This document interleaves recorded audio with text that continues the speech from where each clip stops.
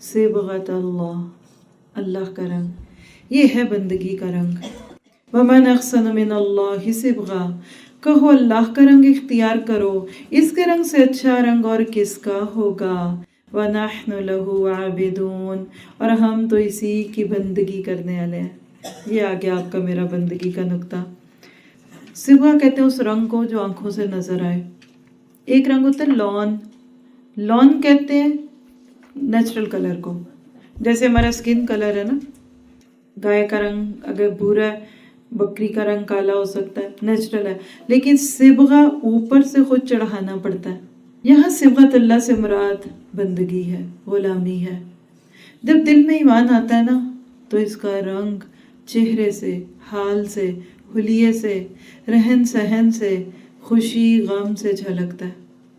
انسان کے معاملات، اس کی عادات سے اللہ کی بندگی کا رنگ جھلکتا ہے۔ پھر انسان کے روئے روئے میں اللہ کی محبت سے رائت کرتی ہے اور عمل اس کا گواہ ہوتا ہے۔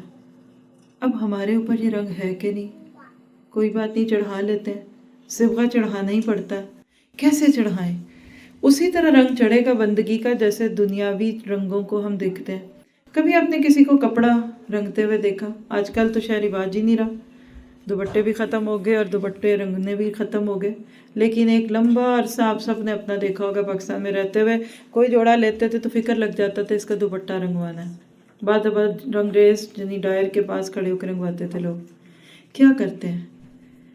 اگر تو سفید کپڑا ہے تو رنگ بہت اچھا آئے گا۔ یہ ہے وہ بندہ جس نے اپنی فطرت کے نور کو مسخ نہیں ہونے دیا۔ بچپن سے جن لوگوں کو دین کا ماحول مل جاتا ہے نا، اور انہوں نے گناہ نہیں کیا اور ان کو شروع سے اچھی تربیت ملتی ہے، ان کی مثال ایک بالکل سفید کپڑے کو رنگنے کی ہے، جو مزے کا رنگ آتا ہے۔ دیکھیے رنگ کٹ کے دوبارہ ہوتا ہے نا تو وہ نیا پن مشکل سے ہی آتا ہے۔ یہ الگ بات ہے کہ کچھ اور اس پہ رنگ چڑھ جائے، لیکن اگر پچھلا رنگ ہو تو اس کا رنگ کاٹنے کے لیے پہلا رنگ کاٹنا پڑتا ہے۔ ہم سب پہ نفس کی بندگی کا رنگ چڑھا ہوا تھا، معاشرے کی بندگی، حالات، ہم سب مختلف رنگوں میں تھے۔ اگر آج چاہتے ہیں کہ اللہ کے بندے بنے تو پھر پہلے رنگوں کو کاٹنا پڑے گا، ورنہ آپ نے مشاہدہ کیا ہوگا پچھلا رنگ کاٹے بغیر اگر اگلا رنگ چڑھائیں وہ تیسرا رنگ بن جاتا ہے۔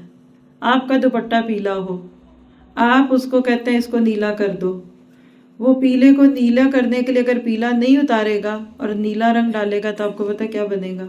سبز رنگ بن جائے گا۔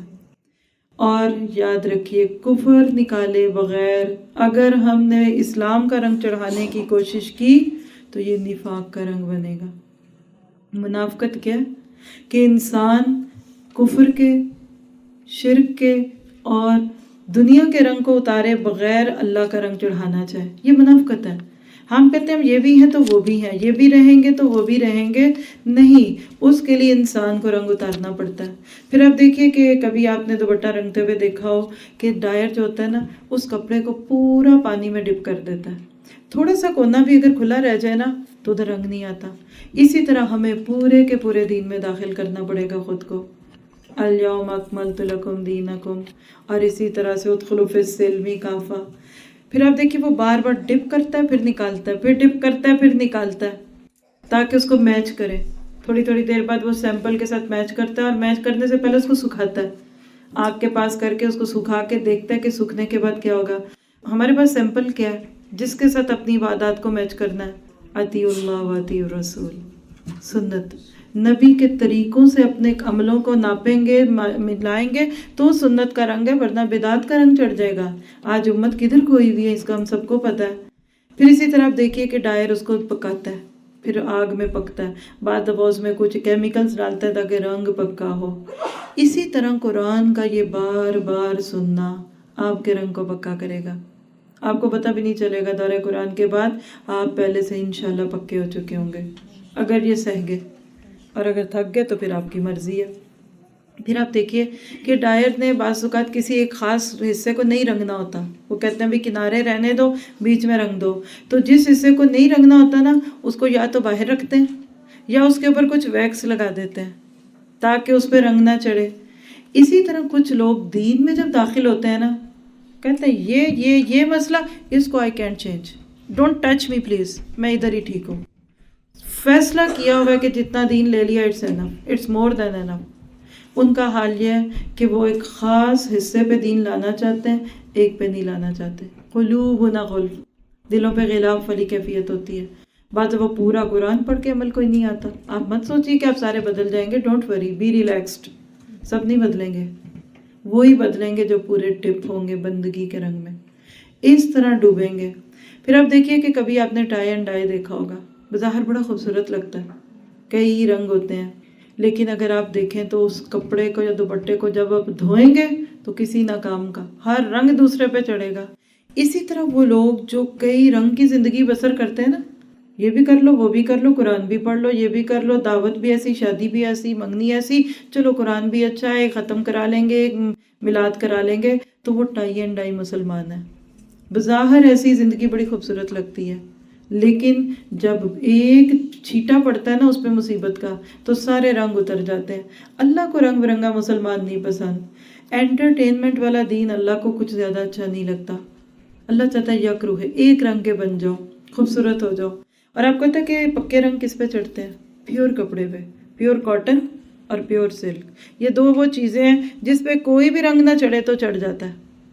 اپنی طبیعت کو پیور کر لیں، سچا بندہ، دل کا صاف، معاملات کا کھرا، کسی سے نہ ٹکنے والا، اس پہ یہ بندگی کا رنگ بہت جلدی چڑھتا ہے۔ یقین کریں بعض لوگوں کو میں نے اتنی جلدی بدلتے دیکھا ہے، دوسرے پارے پہ بدل گئے اور کچھ آج تک نہیں بدلے۔ وجہ کیا ہے؟ وجہ وہی ہے، اندر سے کوئی کاٹن تھا، کوئی سلک تھا، اور کوئی سنتھیٹک کا سنتھیٹک تھا۔ جتنے آرٹیفیشل لائف سٹائل میں آپ کھوئیں گے نا، جی رہے تھے، اتنا رنگ لینا مشکل ہے، لیکن ڈائر کو پھر صبر کرنا چاہیے۔ یہ بھی ایک استاد کے لیے امتحان ہوتا ہے کہ وہ لوگوں کو دیکھے کہ وہ آئے کس بیک گراؤنڈ سے ہے۔ تو اللہ تعالیٰ کہتے ہیں اس رنگ کو رنگنا چاہتے ہو تو اس میں پھر کوئی فرقہ واریت کا رنگ نہیں، یہ بندگی کا رنگ ایسا رنگ ہے کہ انسان مسلم بن جاتا ہے۔ نحن مسلمون۔ آپ نے کبھی سنا کہ حضرت عائشہ سنی تھیں کہ وہابی تھیں؟